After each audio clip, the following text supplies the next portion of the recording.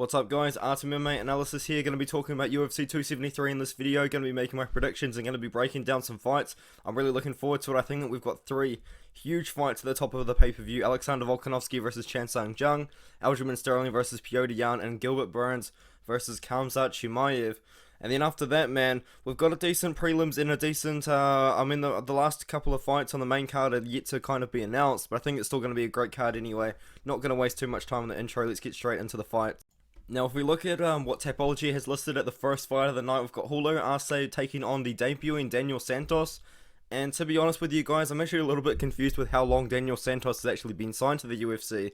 Because he's making his debut, but he hasn't fought for 2 years and 3 months. And if you look at his record, this fight with Rani Sadeh, that was actually a Brave CF fight. So I'm assuming he got signed in 2021 or late 2021 to fight Timur Valiev, and then that fight fell through. Marcelo Rojo stepped in on short notice, and that fight fell through, and he just hasn't really found an opponent. So 6 months later, he's finally making that debut, but he hasn't fought since 2019. And to be fair, footage on him isn't the easiest to find, but if you do want to find something, I recommend just searching up his nickname. His nickname is Willy Cat. So if you just search up Willy Cat Santos, you can usually find a decent amount of information here. You got a highlight here. You've also got a full fight on the YouTube channel there, and also the ACB 80 fight, which I think happened before his loss. Yes, it did, against Dugvasa Astamarov. But anyway, what you can find out about Daniel Santos really does want to keep this fight on the feet, and he's got very fast hands. He's also got a decent kicking game as well. I think he's got a win with a spinning back kick, which is pretty impressive.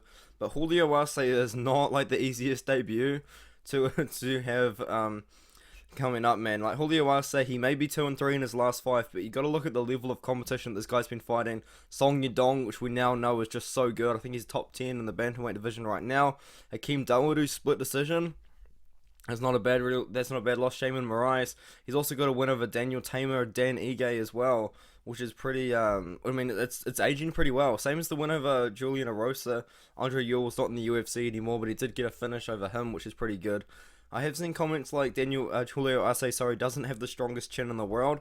So if Daniel Santos is wanting to win this fight, I do think that he probably is going to have to try and find a finish, use the hands with the very fast hands. He's got decent power as well, 5 wins by KO. But we've seen Julio Arce fight some of these top level guys, and he's got good power himself. I mean, 3 of his last wins are by finish, 1 of them by choke, and then the other 2 by head kick KO and punches KO. So that's pretty good, man. I mean, his only decision win in the UFC is over Dan Ige, and we all know that Dan Ige is pretty good himself. So, I mean, I'm gonna be trusting Julio Arce in this one. His record 17-5 is still holding up pretty well. He is 2-3 in his last 5. For that level of competition is not really something you can ignore. I'm gonna trust Julio Arce. I think he's a little bit more well-rounded. And I also do think that he has got the more power in the hands as well. And I think that he's got a chance to finish Daniel Santos as well. I'm going to say Julio Arce by... I really don't know a prop, man. He could submit Daniel Santos. I think that's probably his best chance to victory is by a submission. But we could see a finish in this one. Julio Arce decision is probably a pretty fair pick, but I wouldn't be propping him up. If you're betting him, bet him straight. But I wouldn't really recommend it. We haven't seen Santos fight in 2 years, and even then the footage on this guy is just not that... It's like not that easy to find, and then even then he could have made so many improvements because he's only 27 years old. He could have made a lot of improvements in those 2 years that he's had off, so it's a tough one to call. I'm going to be picking Julio Arce though. Minus 200 I think is a pretty good tag if he actually still is even at those odds, but I'm picking Julio Arce in this one. What's up guys, and we're going to be moving on to the second fight of the night. We've got Piera Rodriguez making her UFC debut. A UFC debut I'm really hyped up for, and Hansen moving back down to the strawweight division after an unsuccessful run at the 125-pound division. I think she only had 1 fight there, but she lost it only 4 weeks ago. She's making a very quick turnaround, and you can tell that Hansen, as a 22-year-old, she's definitely very hungry to try and make a name for herself here in the UFC by fighting often. But at the same time, it's pretty hard to look past the last couple of losses that she's had. She lost to Jasmine Jasudavicius, and then she lost to Corey McKenna. Prior to that, though, she did have 1 win in the UFC, but that's kind of all we've really seen from her. But Piera Rodriguez, on the other hand, in my opinion, Piera Rodriguez is going to be a great prospect to add in the strawweight division here. I know the women's strawweight division is pretty stacked at the moment. They've got a lot of fighters, but I do think Piera Rodriguez is going to be a good addition. She is undefeated. She did face a lot of adversity in her Dana White's Contender Series fight. I'm not going to ignore that, but Velisca Machado was a legit prospect. Velasquez Machado was someone that you don't really see all the time because she had power in the hands. Velasquez Machado is definitely more of a finisher. I mean, her last 4 wins coming into that fight were by knockout, which is pretty impressive in my opinion. But we have seen Piera Rodriguez fight a fighter like Kay Hansen. If Piera Rodriguez takes Kay Hansen to the ground, Kay Hansen's going to be looking to sweep. She's going to be looking to go for submissions as well even then. But she's fought Svetlana Gotsik, and she took that fight to the 5th round and finished that with ground and pound. We've seen her face adversity. We've seen her face UFC level competition outside of the UFC as well. And I think that Piera Rodriguez is ready for this. I do think she's going to beat Kay Hansen this weekend. I think if Kay Hansen loses, she's going to be 1-3 in the UFC, and potentially the UFC could be looking at and sending her home. But Kay Hansen's only 22 years old. I can see her bouncing back.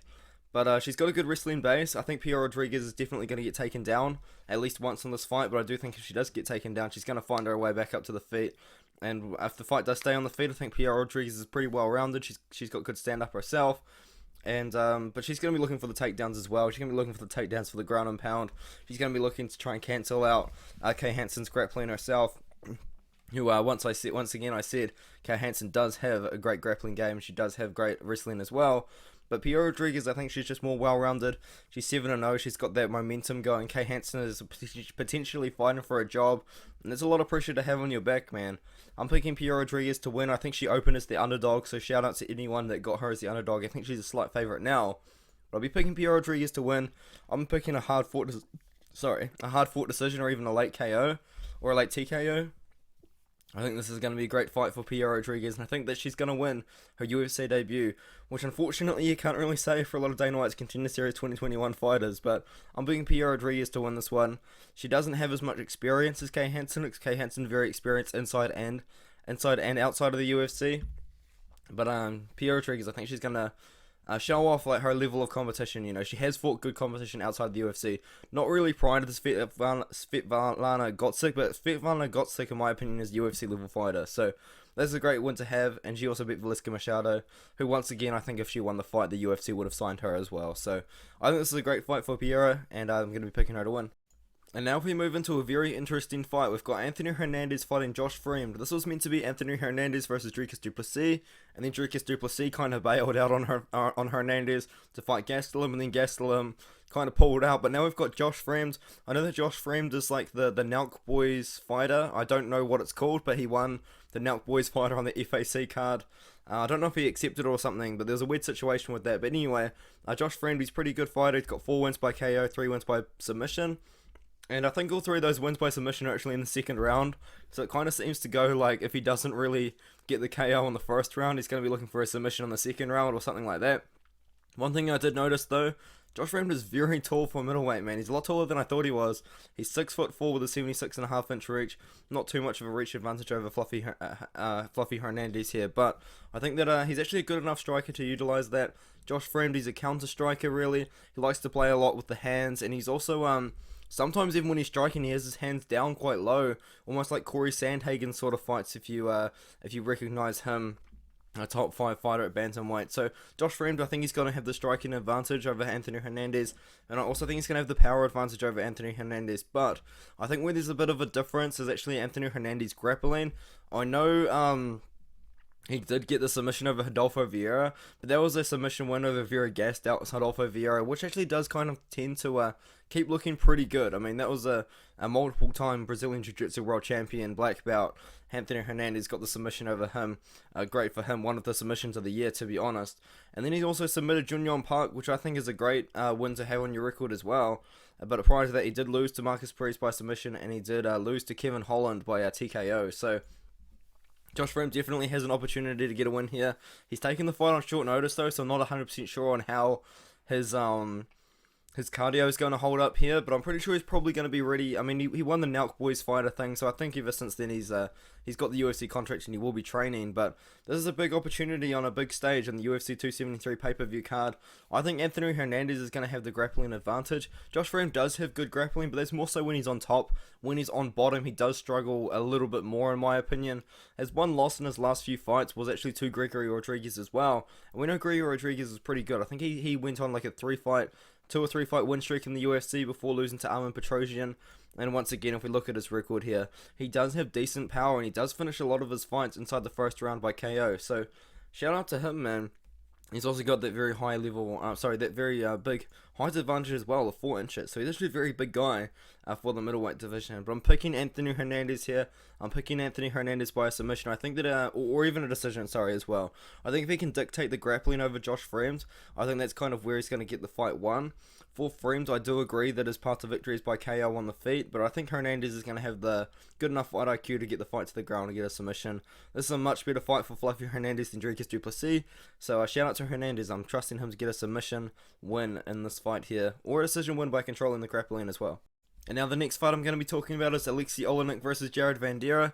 I did talk about this fight a few days ago, actually, just when it was first announced, because Aleksei OLeinik was meant to fight Ilir Latifi. He was meant to fight him a couple of weeks ago, and then Ilir Latifi pulled out, and they rescheduled it for UFC 273, and now they're meant to fight here, but Ilir Latifi's pulled out again. So we've got Vanderaa, the man you can trust to step on short notice. He stepped in on short notice to fight Alexander Romanov, and prior to that, though, he did fight Justin Tafa and beat him by decision, which I can kind of respect. I do think that's a pretty good win, just because I do like Justin Tafa. He's from my area of the world, you know, you got to trust that. But Aleksei OLeinik, though, he's on a 3-fight losing streak. He is almost 45 years old, but the level of competition he's been fighting is pretty high level, and I do think that he's really looking for that 60th win, and I do think that Vanderaa is going to be that guy to give him the 60th win, and potentially on a 60th win at 45, Aleksei OLeinik could be looking to hang up the gloves.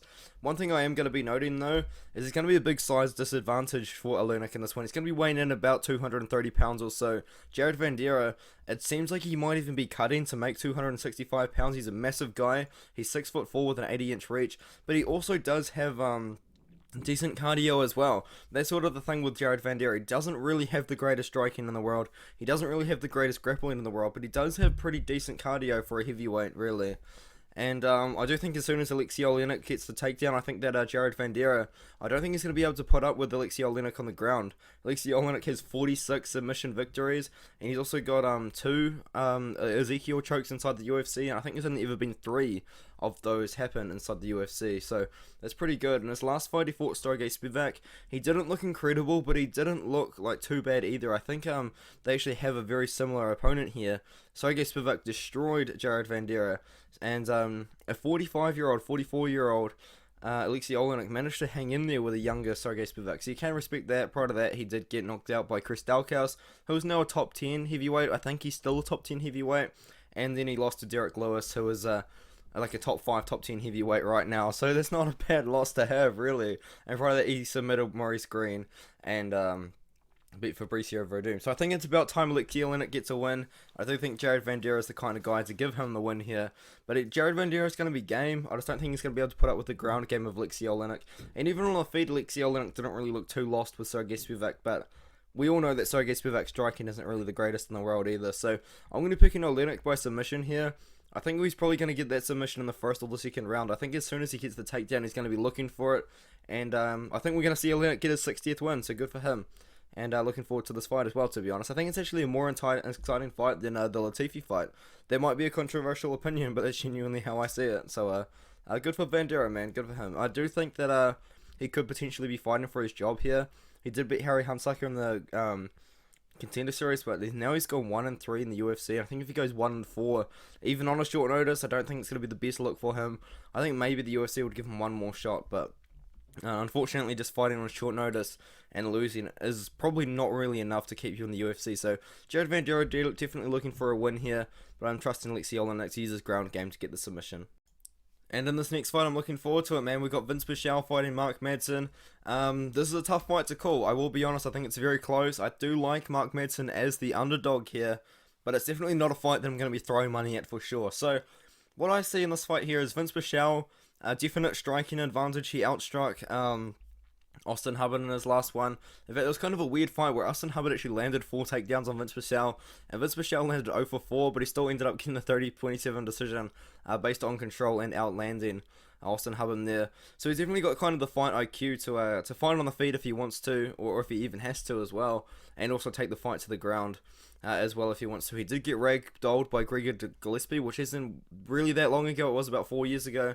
And Gregor Gillespie, as we know, is a great wrestler. Mark Madsen, if you guys don't know, was actually a great wrestler. In fact, I should have brought up his Wikipedia page before making this video, because he's not just the he's not just an Olympic wrestler, man. This guy's got accolades kind of everywhere in wrestling, and we'll be liking that wrestling here. He did have a close fight with Clay Guida, but I do think that Mark Madsen, did win that fight, 29-28, which, Mark Madsen fighter, that's the one. Give me 1 second, guys. He's a Greco-Roman wrestler, but his wins, man, here's the thing. So 2016 Olympic Games, silver medalist, which actually wasn't really that long ago. 2001 Cadet European Championship, silver medal, gold medal in the Junior European Championship 2004.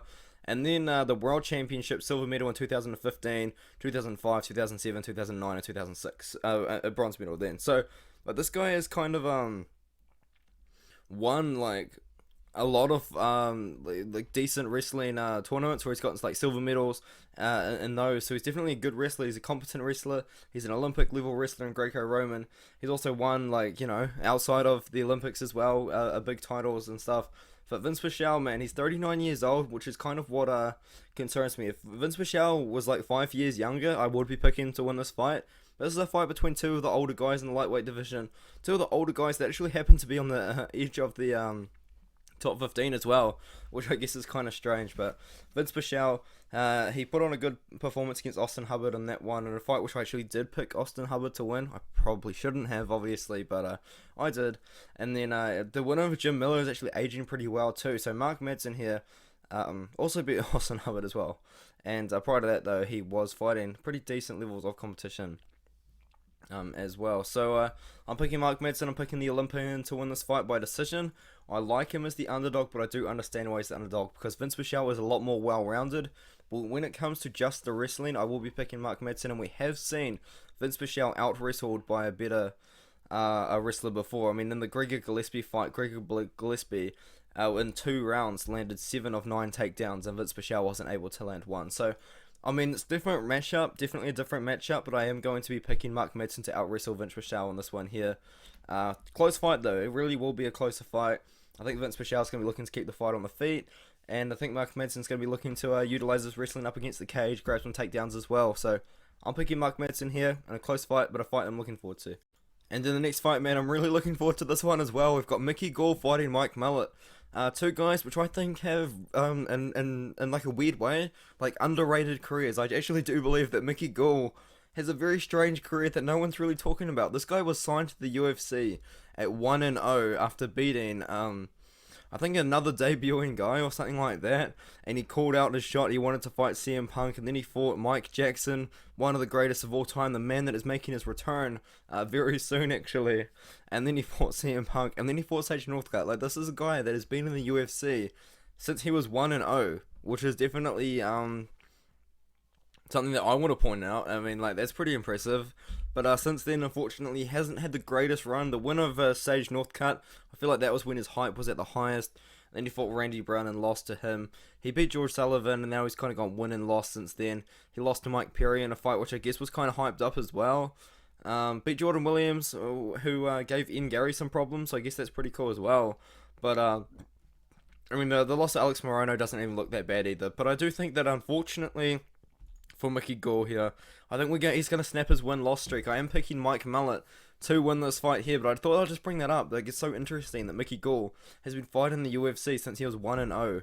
I mean, that's kind of crazy in my opinion. But as for Mike Malott, a 3-fight winning streak with a draw in there for Bellator from 6 years ago. Like, that's the thing with this guy, is he just hasn't really been fighting super often. He fought in Dana White's Contender Series about 6 months ago over Chimaev Petr, submitted it with a guillotine like a minute into the fight.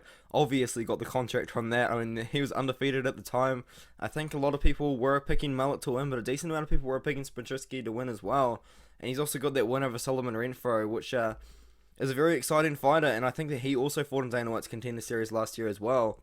Now, since then, unfortunately, he has lost a couple, but Solomon Renfro is still definitely a good fighter, especially good wins on your record. So, Mike Malott, I think, as I said, underrated. I believe he's the Brazilian Jiu-Jitsu coach for Team Alpha Male. He used to have it here on on his Instagram, and unfortunately he doesn't anymore. But if you should look at his Tapology page and you scroll all the way down from 7 years ago when they last updated it, he was the Muay Thai coach at some gym as well, and we know that he's got a black belt in Brazilian Jiu-Jitsu now. I don't know about Mickey Gall's Jiu-Jitsu credentials, but he has been training Jiu-Jitsu pretty much all of his life as well, so I'm assuming that he's got a pretty decent belt there.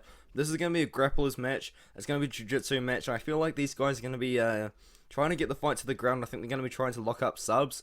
Believe it or not, I do think Mike Malott's actually going to have the advantage on the feet as well. The Muay Thai background, I think, is going to show if the fighter's staying on the feet. He's also used to be a Muay Thai coach as well, back when he was a lot younger, back when he was about 23, 24 years old. So I think that's pretty interesting, man. I think it's very interesting that he took so much time off. I'm not too sure why. I probably should have researched that, but his one loss is to Hakeem Dawodu in World Series of Fighting, which is also known as PFL. So, yeah, I thought that I'll point that out. Mickey Gall, though, he's pretty decent, but he's got a better ground game. He actually hurt Jordan Williams on the feet before he submitted him, so we know that his striking is improving. And he also beat Salim Touhari by decision about 2.5 years ago, but he hasn't been the most active guy in the world. I feel like he's been learning on the job sort of thing, you know. Well, this is a guy that once again signed to the UFC at 1-0. I'm picking Mike Malott. I don't think we're going to see a decision here, actually. I'm picking a Mike by submission in this one. Maybe a TKO on the feet if we see it, because Malott does have a great Muay Thai background himself. But I'm picking Malott by submission here, and I do have a decent amount of confidence in him. I know that there's people picking Mickey Gall because they're not too sure about Malott, but I'm trusting in Mike Malott, man. I do believe he's going to get the job done in this one here. Alright, this next thing that we're going to be looking at is Raquel Pennington stepping in on short notice to fight Aspen Ladd. I actually can't remember the original opponent for Aspen Ladd, which is terrible. Oh, Irene Aldana. Irene Aldana was going to knock her out. But anyway, so this fight is actually taking place at 135, which I think is quite interesting. I don't know if you can see over my little banner there. But as you guys know, Aspen Ladd has had a very bad track record of missing weight. She's got a full camp for this one, so it's going to be very interesting to see if she can make the weight. But also, speaking of missing weight, I am a little bit concerned for Raquel Pennington as well. She's stepping on short notice. Her last fight was taking place at 145, and she's got to make 135 on short notice as well. So hopefully she can make the weight, and we can have no weight misses in this one. But Aspen Ladd, very well known for missing weight, and she did move up to 145 in her last fight. And she lost to Norma Dumont, and I think that fight was actually a main event as well, which is blows my mind, really. It really does. But prior to that, though, she did beat Yana Kunitskaya on the feet, which is strange because she really doesn't have the greatest stand-up in the world, really, and she did lose to Germaine Durandamy by knockout. I actually think that we're going to see Raquel Pennington win a decision, but we could also see a late TKO, because I do think that Raquel Pennington does have the much better stand-up than Aspen Ladd. We all kind of know Raquel Pennington's game at this point, and no disrespect to her, but it's really not the most exciting in the world. She likes to be aggressive and push forward, and she also likes to use her size advantage that she does have over most of these fighters and push them against the cage, and kind of just get control time up against the cage like that. I think that she probably could use that against Aspen Ladd, but Aspen Ladd does have great wrestling herself. I think that Raquel Pennington might be best just to kind of stick to the boxing and try and box off Aspen Ladd's face here for a late TKO or a decision win by out-voluming her. And one thing I was saying in my previous recording before I realized I was just talking absolute nonsense is that I think that Raquel Pennington, if she beats Aspen Ladd on short notice, I think with 2 more good wins, we could actually be seeing her getting another title shot as well, which I think is pretty crazy. So good for her. She's on a good win streak now, beat Mariana Renault, Penny Khamzat in a win that has aged pretty well, and Macy Chiasson as well by submission. Not too bad, so shout out to Raquel Pennington. She did lose to Holly Holm a couple of years ago, but that's Holly Holm, and we all know how good she is. I'm picking Pennington. I'm picking Pennington decision. Could we see a late TKO, though, for Pennington? Yeah, I think so. Could we see the Aspen Ladd utilize her ground game and potentially win a fight that way? Yeah, but she's got to make the weight first. I feel like Aspen Ladd's biggest battles come before the fights even start, and that's in the scale. Aspen Ladd needs to beat the scale.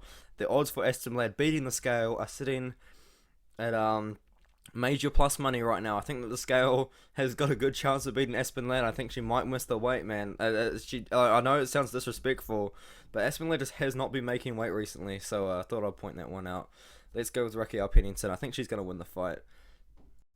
Alright, this next fight I think is potentially going to be your main card opener. I'm not 100% sure, but it doesn't seem like they've got a main card opener at the moment. So maybe Jairzinho Rozenstruik versus Marcin Tybura could be put on that position there, which would be a great addition to the main card. But we got Jairzinho Rozenstruik. If you guys don't know this guy's kickboxing record, I know it's not this exactly, but it's like 80 wins and 10 losses or something absolutely insane like that. And Marcin Tybura does have a decent ground game as well, but he did lose his last fight to Alexander Volkov, another kickboxer, by decision. But prior to that, he was on a decent sort of win streak. He beat Walt Harris by ground and pounds. He beat Greg Hardy by ground and pounds, which doesn't really seem to be the most difficult thing to do these days. He also beat Ben Rothwell, who was released by the UFC recently, which is strange, and Maxime Grishin as well. So sort of interesting 4-fight win streak that he had going on there. Maybe it was longer, but Jairzinho Rozenstruik 12-3 in his last 5. He lost to Francis Ngannou by knockout within a minute, which is not the greatest. But then he knocked out Junior Dos Santos. He lost to Cyril Gane. He kind of became the frozen strike in that one. I was kind of thinking that if we ever got a Cyril Gane versus Rozenstruik rematch, I think that would be an awesome fight to have.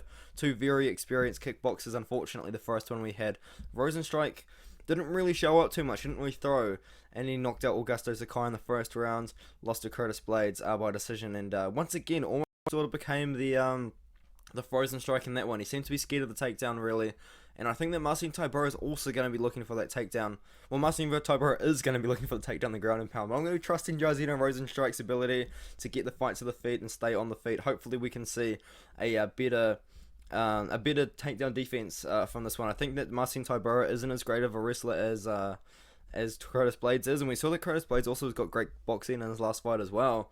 But Jairzinho Rozenstruik, I think that the stand-up game is not going to be close, and I think that Marcin Tybura, although he's been on a good win streak, he has kind of shown some potential durability problems, especially at 36 years old.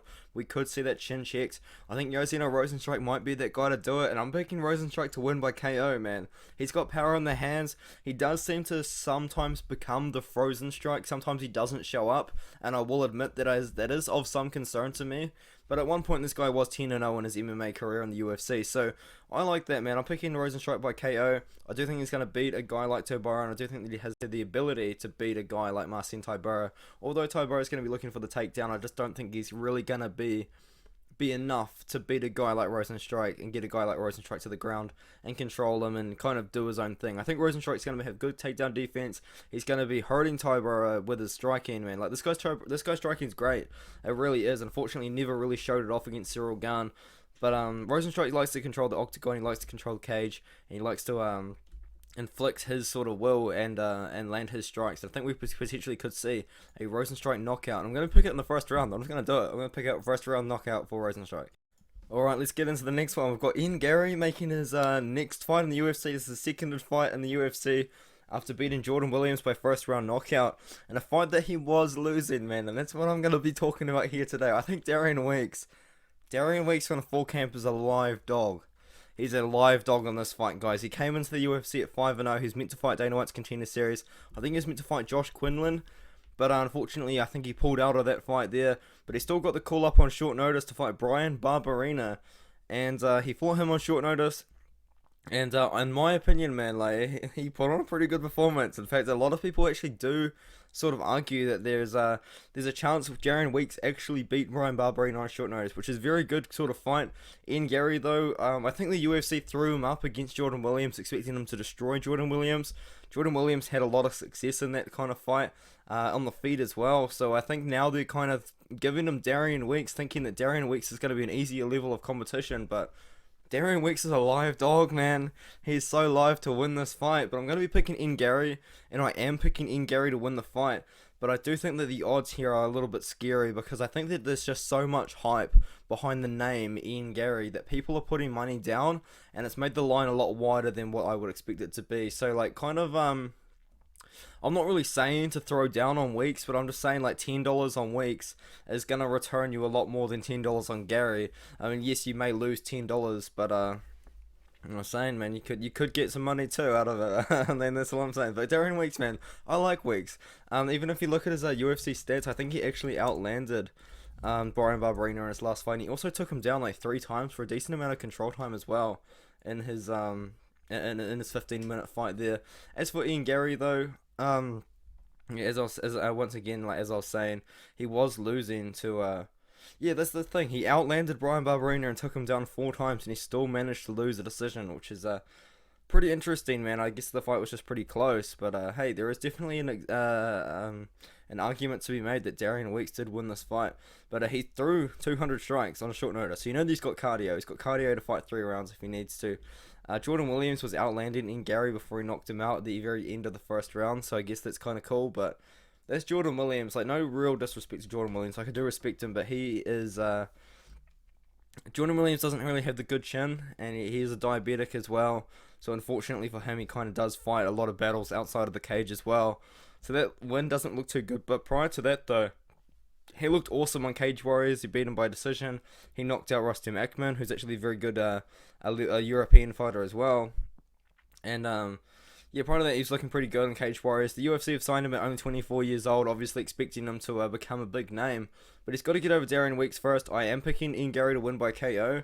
And there's a chance that Ian Garry just has a shutout performance and looks amazing on this one. But there's also a chance that Ian Garry that showed up to Jordan Williams shows up here and he doesn't quite have as much success as Darian Weeks. If Darian Weeks cashes as a massive underdog, like, I mean, I wouldn't be too surprised. I am picking in Garry here, but I feel like so many people are just sleeping on Darian Weeks. Darian Weeks is underrated on this fight, guys. He really is.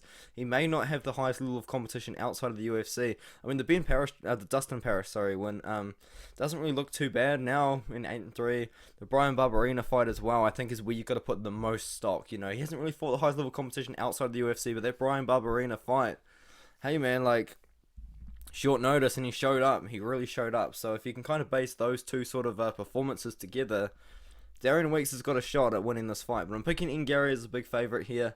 But I am weary. I'm very weary that a lot of money is probably just coming on Garry because he's hyped up. I'm picking in Garry by KO, but Darian Weeks is a live dog on this one, man. He's so live. And yeah, yeah, that's it. That's all I have to say.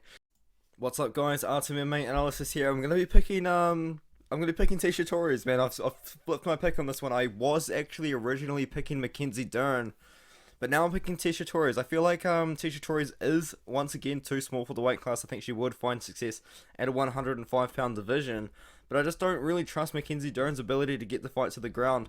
Once the fight does get to the ground, though, I do think Mackenzie Dern does have the chance to kind of dominate and get the submission. I would not be surprised if she did get the win.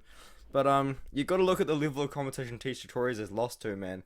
13 wins and 5 losses. So her first loss came to a Rose Namajunas, champion, Jessica Andrade, actually Carla Esparza as well.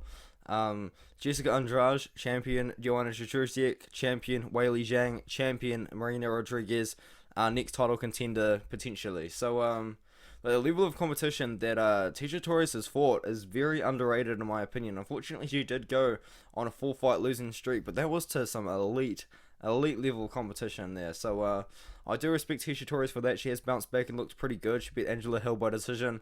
And in a fight which there was actually a little bit of beef there. If you don't know if you guys have seen the press conference, but her and Angela Hill were probably the most exciting part of that press conference, which is kind of weird. But Mackenzie Dern versus Tecia Torres, man, part of me does want to pick Mackenzie Dern, but I just don't, oh man, I just don't know. I really don't know, guys. I'm not 100% sure on this fight. Please comment below your opinions on this one here, because Mackenzie Dern did not look good against Marina Rodriguez, and I think that's a pretty fair sort of statement to make. She did submit Nina Nunes, I think it was in the first round, which is a pretty good win there, but prior to that, she has been beating relatively good levels of competition inside the UFC. But Tecia Torres, man, she's got the striking advantage. She's so much better on the feet, in my opinion. She is very small for a strawweight, though, and I am pretty aware of that, but she's also fast as well. I think if the UFC made a 105-pound division, this might be a controversial take, but I feel like Tecia Torres would definitely be like a #1 contender, maybe even a champion at one point. I'm not siding with the simps on Tapology. I think I said something like at the in my first breakdown that I was siding with the simps on Tapology and was picking Dern by submission, but I'm looking at Torres. This is not a fight that I would recommend putting any money on, like whatsoever. But yeah, I'm gonna be picking Tecia Torres to get the win here. It's not an easy fight to pick whatsoever, to be honest. And it's not a fight that I'm that confident in at all. I'm going to be very open. I'm going to be very honest about that. But I will be picking Tecia Torres to win. She's going to have to get in close to Mackenzie Dern, which is potentially where Mackenzie Dern could look for a trip, look to kind of push her up against the cage in the close range. But Torres, I think she's a good enough striker to stay out of that. She's fought in the higher level of competition for sure. She's probably fought some of the highest level of competition that strawweight actually has to offer in the world. So shout out to Tecia Torres for that. I'm picking I'm picking Tecia Torres to win. I don't know for sure though. This is such a hard fight to predict. I think it's going to go the distance though, believe it or not. I don't know if Mackenzie Doe's going to be able to lock up the sub on Torres. I don't think Torres has actually ever been submitted in her career. It does include, yeah, she's never actually been finished in her career. All 5 of her losses have actually come by way of decision. So, hey, that's interesting. I'm going to be picking Tecia Torres to win this one. Mackenzie Darian, could she finish Tecia Torres? Potentially, but I'm going to go Torres, man. I think she's good. I'm going to see the fight go the distance, in my opinion. Let's go, guys. I've been recording for a couple of hours now, and I've been really looking forward to getting to the last 3 fights of this UFC 273 card, because to me, that's the 3 best fights on the card for sure. I don't think that there's really any argument for that, but man, it feels good, you know, to be recording for about 2 hours, researching for a few more hours on top of that, to finally make it to the Gilbert Burns versus Khamzat Chimaev fight. And my God, guys, this is the same situation with the Garry fight. You put 10, if you're willing to lose $10, I would put $10 on Burns. I think he's sitting at even more than a plus 400 underdog right now. And I think that Burns is actually the most live dog out of the 3 big underdogs in the main 3 fights. To be honest, I think Burns is the most live to win here. Khamzat Chimaev. Here's the thing, right? Like, he smashes everybody, but to me, like, I'm not saying he's unproven, but I am actually also gonna say, like, he hasn't really proven himself quite a lot. Like, here's the thing that I think a lot of people have forgotten. Someone commented this on my YouTube channel. Unfortunately, I have forgotten the name, but they brought it up to me. Remember that Khamzat Chimaev, he actually retired about a year and a half ago because he got COVID, and he kept training through COVID, and it obviously spread, and just he didn't recover very well at all, and he was very sick from that.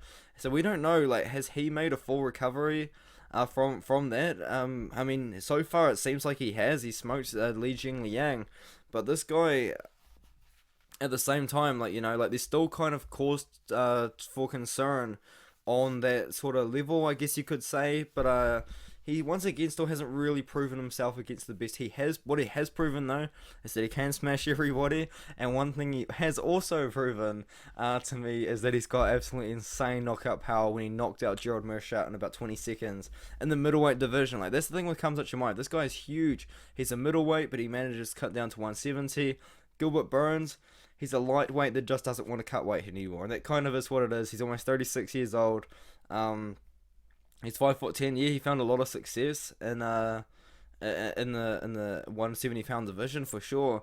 But he's more of a lightweight than 170 pounder, and I think that Khamzat Chimaev's size difference here is just going to be like a big difference maker. Would I put Khamzat Chimaev minus 600?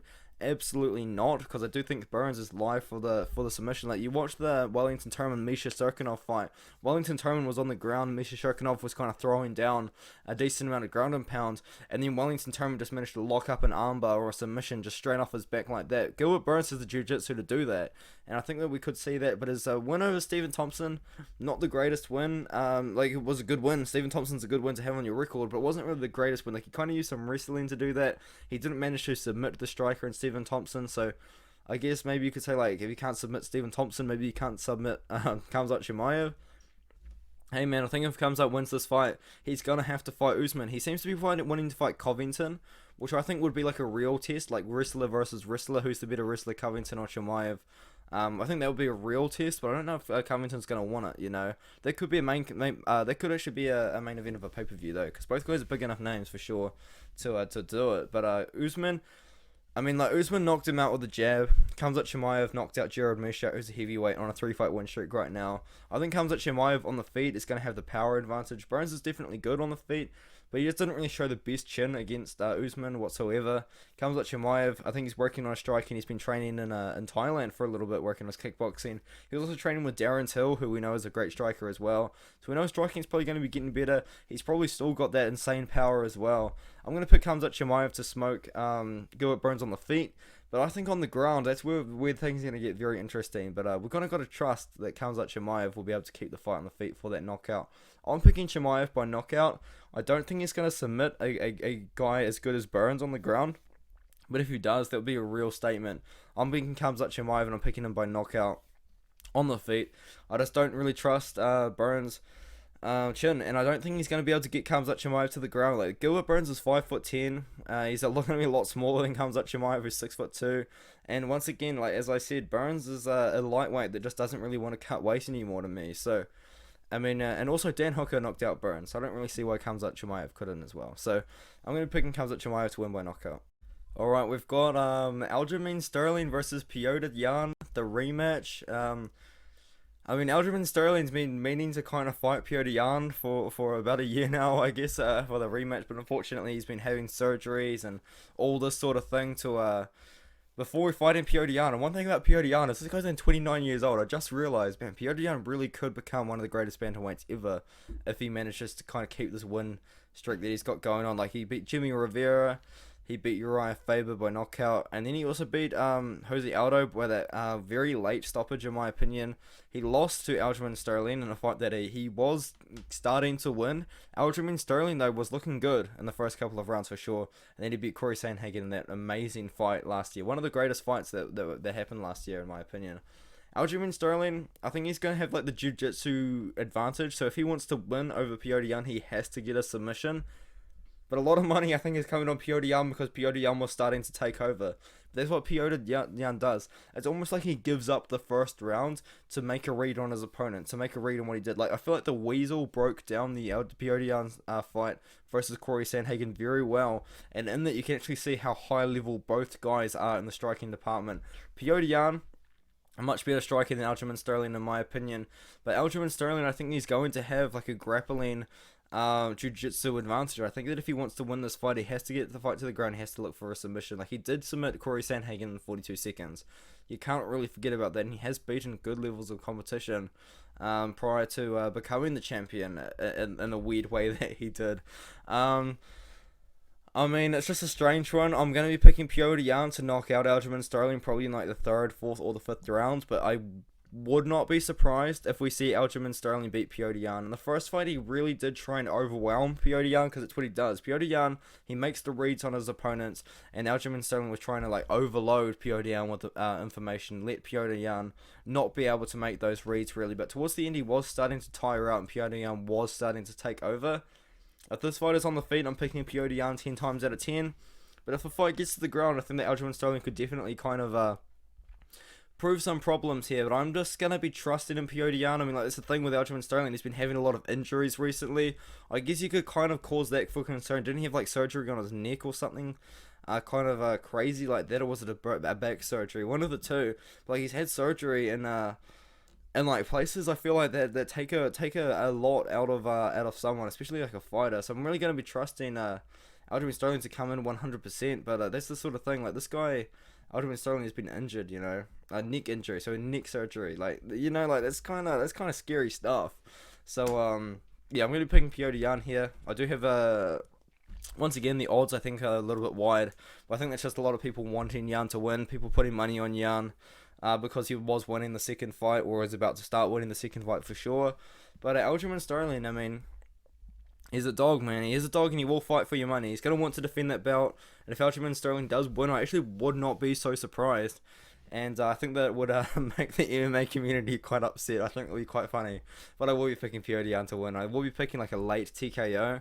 Kind of like a round 3, 4, or 5 sort of knockout towards the end. But maybe Petr just comes in aggressive, because maybe Petr has made all of the reads that he needs to in Aljamain Sterling in the first fight, and he's not going to be slow in the first round. He's not going to be slow in the second round. We're just going to see him come out in the first and second round, just look for a knockout there. So it's going to be interesting, man. I'm picking Petr late knockout, but mate, imagine if he just runs out and goes for a first round KO. That would be kind of funny. But I'm picking Petr to win this fight here, and a closer fight than the odds are saying, and a closer fight than the Tapology votes are saying as well, in my opinion. Alright, let's get into the main event, the fight that everyone really wants to see. I mean, not really, but it still is. Like, this originally was meant to be Max Holloway versus Alexander Volkanovski for the 3rd time, but unfortunately Max Holloway pulled out, and then he said that he was willing to fight again, but by that time, like, the UFC had already made Alexander Volkanovski versus the Korean Zombie, so it kind of just is what it is. Like you said, a lot of people would be saying, like, has Chan Sung Jung earned himself another title shot? Not necessarily, but based on the situation that we had, Chan Sung Jung really kind of was the only person to give like a title shot to at the time, because we did need a short notice replacement to fight the great Alexander Volkanovski here. Unfortunately, I mean, we would have loved to see Max Holloway for a third time, and I do think Alexander Volkanovski would beat Max Holloway for a third time, but Chan Sung Jung, I think that he's also going to be a very good live underdog to have in this one here. If you actually look at the odds, Alexander Volkanovski opened as a minus 330 favorite, and now he is sitting at like a minus 833 favorite to plus 450 underdog. And the website that I'm using here is called bestfightodds.com. I know a lot of people do comment on that one there, so a very interesting sort of fight to be looking at here. And if we look at the odds, it says Alexander Volkanovski versus Chan Sung Jung. You can get him at best value for minus 670 straight on Unibet, and you can get Chan Sung Jung at plus 550 at Bet365. So hey man, like once again, maybe like if you've got $10 to lose, maybe $10 on Chan Sung Jung would return you a lot more money than $10 on Alexander Volkanovski, that is for sure. So when the fight kind of first opened minus 330, and then it jumped all the way down to like minus 400, and now recently, so much money is coming in on Alexander Volkanovski. I think like a lot of money must have come in a few days ago for him to jump from about minus 500 to almost minus 700 in the space of a couple of days. Like money is coming in on the Volkanovski side. So if you look at Chan Sung Jung, then maybe $10 on Chan Sung Jung. I mean, well, I'm saying if you got $10 to lose, $10 on Chan Sung Jung ain't looking too bad. That is for sure. So yeah, I'm going to be picking Alexander Volkanovski to win this fight, and I do think that the value is sitting in the Alexander Volkanovski inside the distance prop. I got that sitting at about plus 220. I think it's about plus 200 now, because I do think that Alexander Volkanovski is a good enough fighter to finish a guy like Chan Sung Jung. Now, I was seeing people comment like Chan Sung Jung's a dog. He's not the easiest fighter to finish, and he's not. It's very hard to finish a guy like Chan Sung Jung, and he has been in wars in the UFC. So he's signed to the UFC for a very, very long time. And so what happened was he lost to Jose Aldo, and then he went and did like South Korean what's it called, mandatory military for Korea, and then he came back, knocked out Dennis Bermudez in the first round, lost to Yair Rodriguez in the fifth round.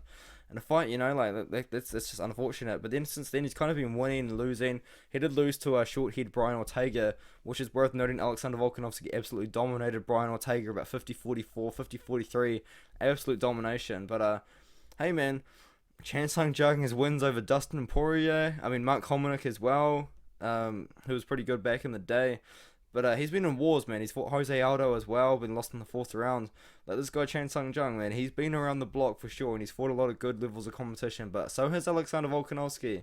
He beat Brian Ortega, dominated, beat Max Holloway in a fight he won 3-1. I don't care what anyone else has to say. He beat Max Holloway in a fight he won 4-1. Once again, don't care what anyone else to say. And then beat Jose Aldo by decision. And his last finish came 3 years ago to Chad Mendes. So Alexander Volkanovski, man, you've really got to get a finish, bro. You can't just be getting these decisions. I feel like this is a good opportunity for Alexander Volkanovski to find the finish. I think eventually he's going to wear out on Chan Sung Jung.